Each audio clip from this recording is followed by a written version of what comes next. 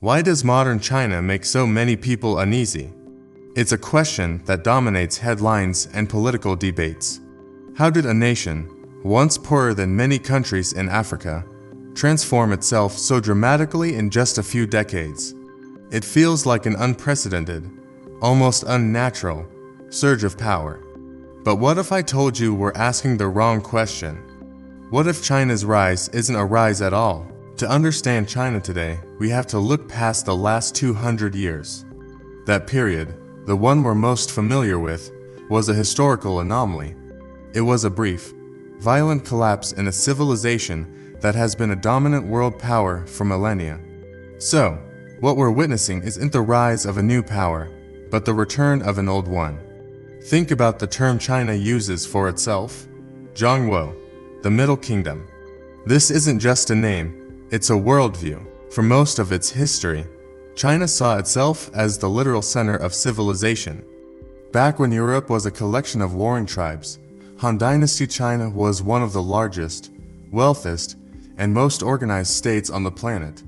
It had a sophisticated, merit-based bureaucracy run by scholar officials, an idea that wouldn't take root in the West for another 1,000 years. This system was held together by Confucian ideals of order, harmony, and hierarchy, with the emperor at the top, not just as a political ruler, but as a cosmic figure, the Son of Heaven, who maintained the balance between humanity and the universe. From this perspective, all other nations were peripheral, existing in varying degrees of orbit around this central, civilized sun. This self-perception was so powerful that it could even conquer its conquerors. Twice in its history, China was overrun by outsiders, first the Mongols in the 13th century, then the Manchus in the 17th. In both cases, the invaders won on the battlefield, only to be absorbed by the culture they had defeated. They adopted Chinese language, customs, and systems of government. They became Chinese emperors. This reveals a unique kind of power, one that's not just military or economic, but psychological and cultural. It has the power of a civilization so vast and self-assured that it simply assimilates everything it touches. And consider how China historically projected its power outwards. In the early 15th century, the Ming Dynasty launched the treasure fleets, massive armadas led by the Admiral Zheng He.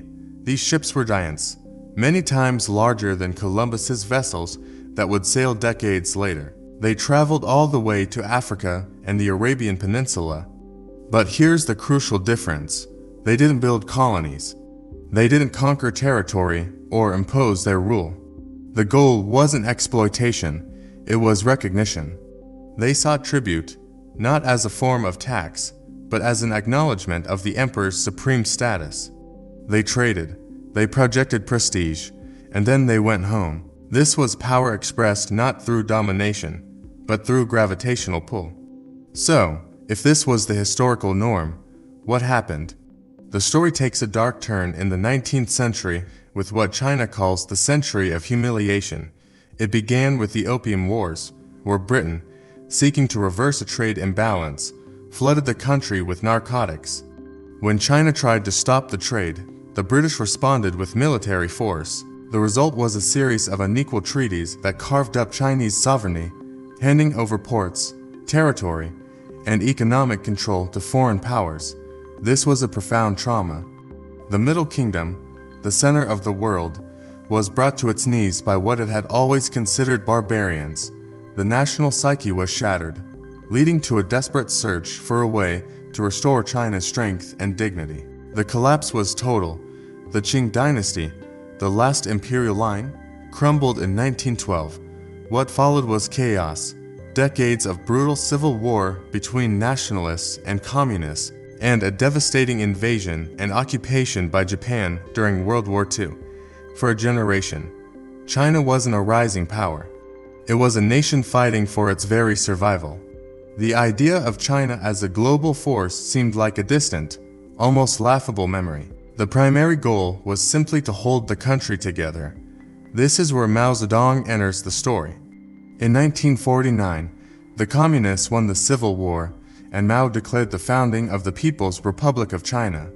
For the first time in over a century, the country was unified under a single, strong central government, but the cost was immense. Mao's radical policies, like the Great Leap Forward and the Cultural Revolution, led to catastrophic famines and political purges that caused the deaths of tens of millions of people. Stability was achieved, but at a human price that is almost impossible to comprehend. China was whole again, but it was also exhausted, isolated, and impoverished. The real turning point came after Mao's death, with Deng Xiaoping. Deng was a pragmatist. He famously said, "It doesn't matter if a cat is black or white, as long as it catches mice." Ideology took a backseat to results. He dismantled Mao's collective farms, allowing peasants to sell their surplus produce, which unleashed a wave of agricultural productivity.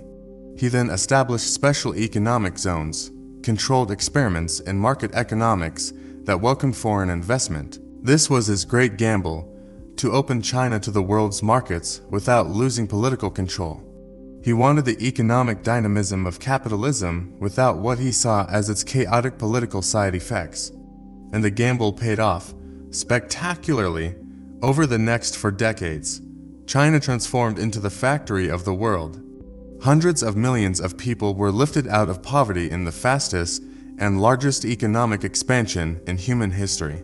But it didn't stop there.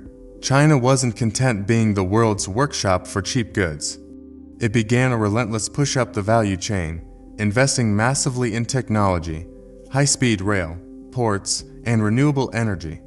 It moved from making toys and textiles to making smartphones, electric vehicles, and AI. Today, it competes with the West at the very frontier of innovation. So, let's return to our original question. From a Western perspective, this looks like a sudden, meteoric rise. But from Beijing's point of view, this is nothing new. This is history resuming its normal course. It's the correction of a 200-year-long anomaly. China isn't trying to become a new superpower. In its own mind, it's simply returning to the position it has occupied for most of human history. This is not the story of a nation's rise, but the story of a civilization's return. The real question is how China rose so fast. The real question is the rest of the world ready for the Middle Kingdom to be the middle of the world once more? Thanks for watching. If this video gave you a new perspective on things, consider liking and subscribing for more deep dives into the forces that shape our world. See you next time.